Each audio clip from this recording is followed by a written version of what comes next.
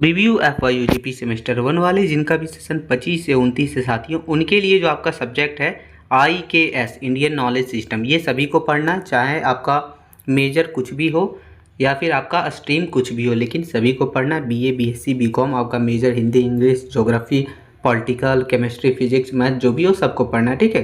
तो इसका हम लोग ऑब्जेक्टिव क्वेश्चन देखेंगे आंसर के साथ।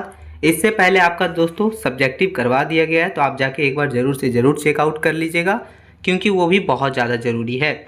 चलिए देखते हैं। तो पहला क्वेश्चन हमारा हो गया कि वेदांत के विभिन्न मतों में विशिष्टाद्वैत के प्रतिपादक कौन माने जाते हैं। तो ये जो पहला क्वेश्चन है उसका आंसर हम लोग का दोस्तों कि रामानुजाचार्य, ठीक है, ध्यान रखिएगा।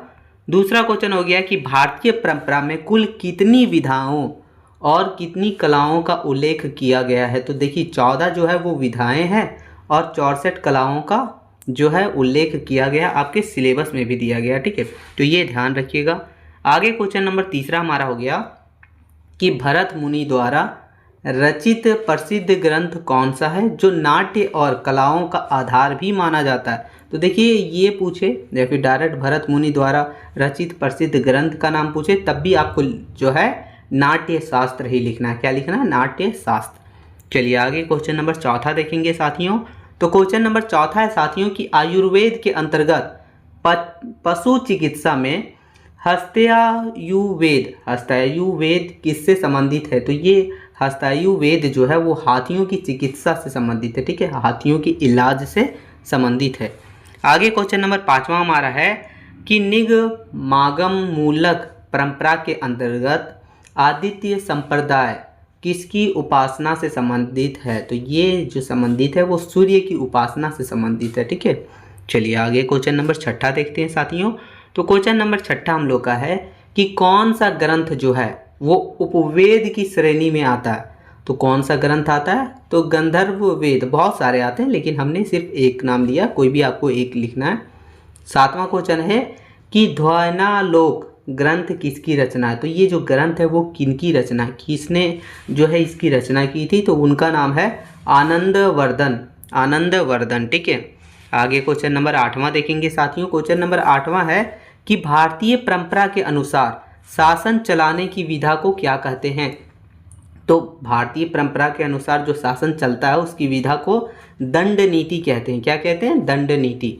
ध्यान रखिएगा। आगे क्वेश्चन नंबर 9 देखेंगे। क्वेश्चन नंबर 9 है साथियों कि अभिनव भारती ग्रंथ के लेखक कौन है। तो देखिए अभिनव भारती, अभिनव गुप्त, ठीक है, अभिनव गुप्त जो है इनके लेखक है। आगे क्वेश्चन नंबर 10वां हमारा है कि शिल्प वेद, ये जो शिल्प वेद है वो किस वेद का उपवेद माना जाता है, यानी कौन से वेद का उपवेद ये माना जाता है। तो ये अथार्थ वेद का जो है उपवेद शिल्प वेद माना जाता है। तो ये क्वेश्चन नंबर 10वां है हमारा।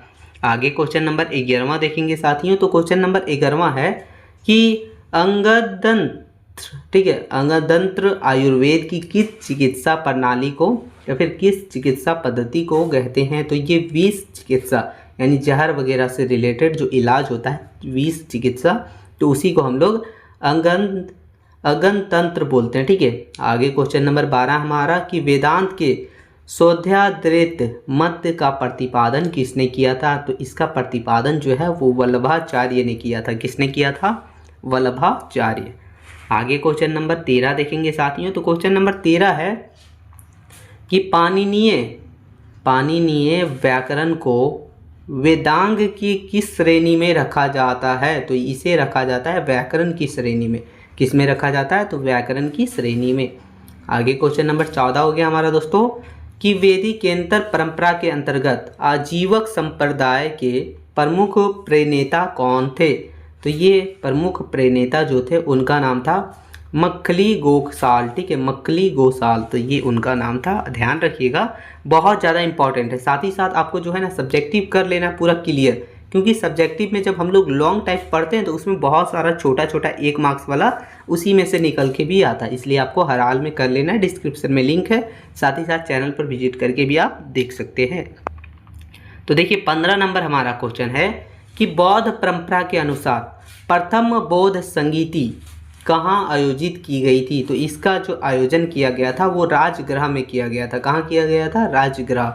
आगे क्वेश्चन नंबर 16 है दोस्तों कि शून्य और दशमलव की जो प्रणाली है उसका ऐतिहासिक श्रेय किस भारतीय गणितज्ञ को जाता है, यानी कौन से हमारा मैथमेटिशियंस को जाता है, तो ये आपको पता ही होगा, आर्यभट्ट को। किसे जाता है? आर्यभट्ट को। आगे क्वेश्चन नंबर 17 हो गया हमारा कि वैशेषिक दर्शन के प्रणेता कौन माने जाते हैं, तो वैशेषिक दर्शन के प्रणेता जो है वो महर्षि कणाद माने जाते हैं। कौन माने जाते हैं? महर्षि कणाद।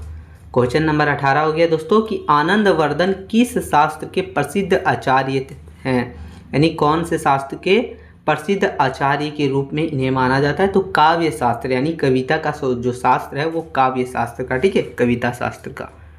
चलिए आगे क्वेश्चन नंबर 19 देखेंगे साथियों। तो क्वेश्चन नंबर 19 है कि आयुर्वेद के प्रसिद्ध ग्रंथ चरक संहिता और सुश्रुत संहिता का संकलन मुख्य रूप से किस काल में हुआ था, यानी ये दोनों संहिता जो है उसका संकलन कौन से काल में हुआ था, तो ये हुआ था हम लोग का कुषाण और गुप्त काल में। कब हुआ था? कुषाण काल में और गुप्त काल में। आगे चलिए क्वेश्चन नंबर 20वां देख लेते हैं। क्वेश्चन नंबर 20वां है कि किस शासक के काल को भारतीय कला और साहित्य का स्वर्ण युग माना जाता है, यानी कौन से शासक, कौन से काल को जो है वो भारतीय कला और साहित्य का स्वर्ण युग माना जाता है, तो गुप्त काल को माना जाता है, ठीक है। ये आप मेजर हिंदी वाले अगर होंगे तो उनको ज़्यादा ये समझ आ रहा होगा, क्योंकि उसी से रिलेटेड ये जो आपका सब्जेक्ट है वो थोड़ा सा है, ठीक है, इंडियन नॉलेज सिस्टम। और लास्ट हमने एक और क्वेश्चन ले लिया, क्वेश्चन नंबर 21 बोल रहा है कि षड दर्शन का पूर्ण विकास मुख्यतः किस ऐतिहासिक काल में हुआ था, तो ये हुआ था हमारा वैदिक और उत्तर वैदिक काल में। कब हुआ था? हुआ था दोस्तों वैदिक और उत्तर वैदिक काल में, ठीक है। तो ये टोटल हमने 21 प्रश्न आपके लिए हैं, बस यही 21 प्रश्न आपको अच्छे से कर लेना है, साथ ही साथ आपको सब्जेक्टिव कर लेना है जिसका लिंक डिस्क्रिप्शन में है। बस यही था दोस्तों, हेल्पफुल लगा तो एक छोटा सा लाइक जरूर से ज़रूर कर दीजिएगा। मिलते हैं नई वीडियो में, तब तक के लिए जय हिंद साथियों।